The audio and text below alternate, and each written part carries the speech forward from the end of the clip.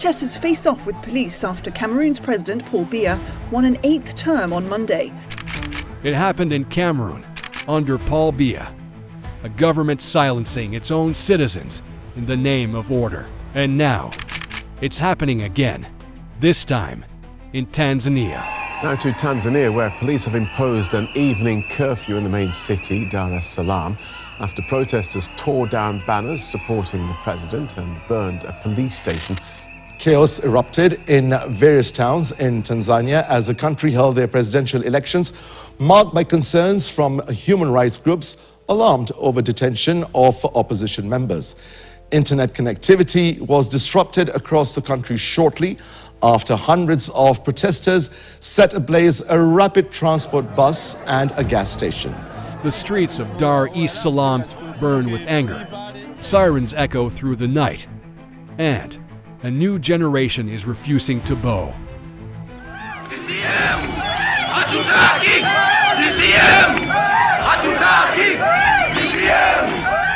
A curfew has been declared, the internet cut off, and the people's voices drowned in tear gas.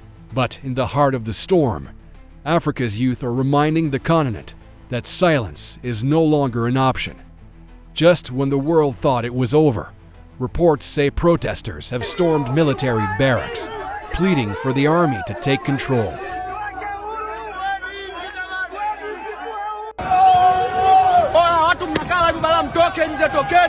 In what was meant to be a moment of democracy, Tanzania has found itself repeating the mistakes of others. Just like Cameroon, under Biya's iron rule, the government faces its own people, not with dialogue, but with force. President Samia Suluhu Hassan, once celebrated as a symbol of hope and reform, now stands accused of walking the same path of repression. A nation watches in fear, while the rest of Africa asks, is this the beginning of another long reign built on fear? Welcome to the African Discovery, where we uncover Africa's untold stories and explore the deeper meaning behind today's biggest events.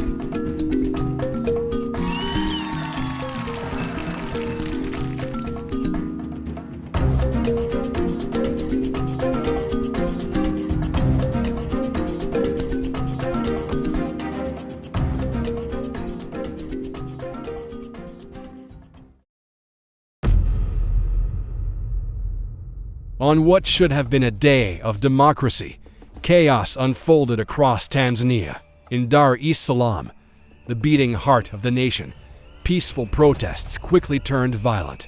Demonstrators demanded electoral reforms and freedom of political expression.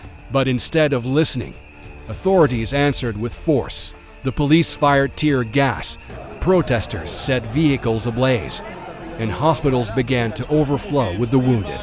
By nightfall, the government imposed a strict curfew, ordering citizens to remain indoors after 6 p.m.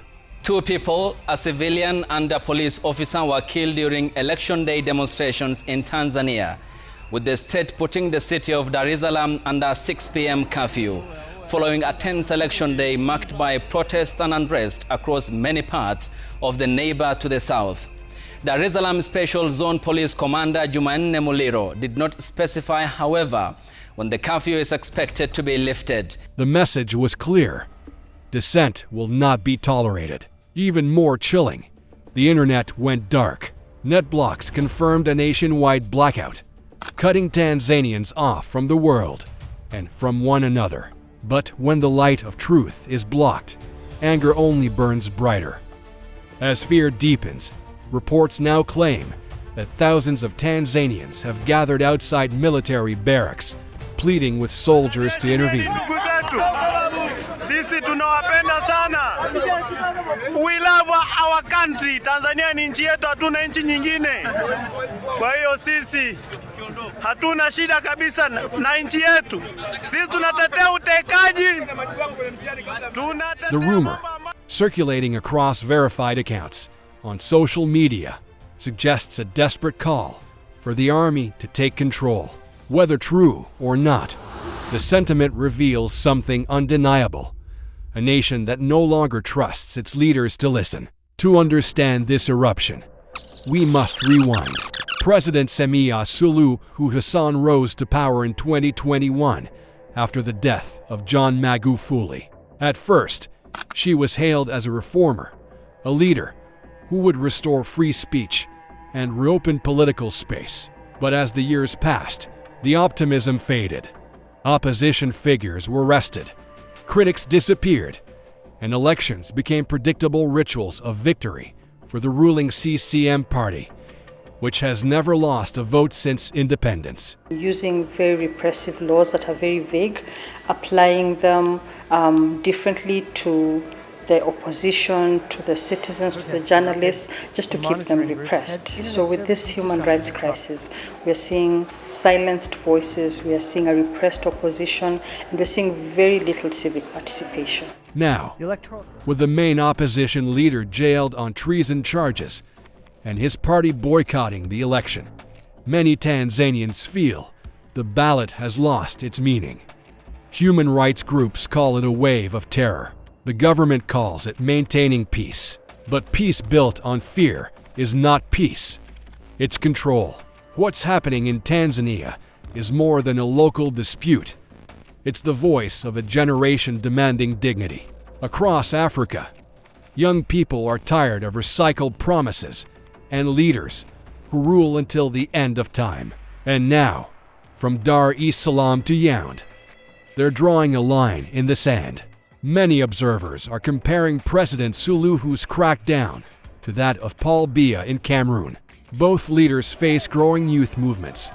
Both rely on security forces to silence protest. And both stand accused of betraying the ideals they once swore to protect. The only difference, this time, it's a woman leading the charge. And that makes it even more shocking.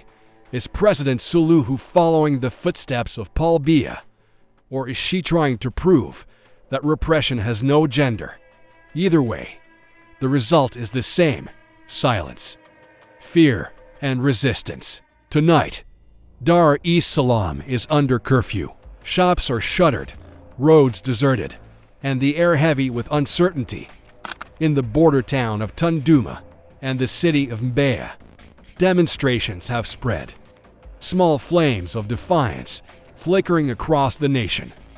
Tanzanian youth say they will not back down. "We are tired," one protester told the BBC.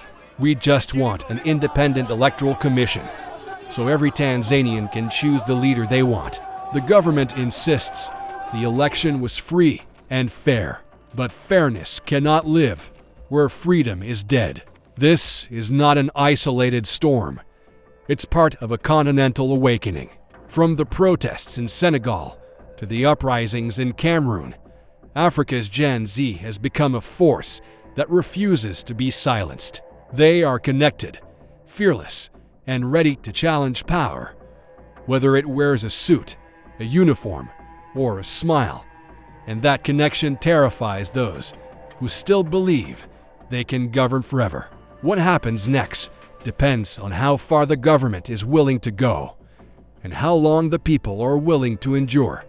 If the curfew holds and the internet stays dark, Tanzania could descend into the same quiet fear that haunts other nations.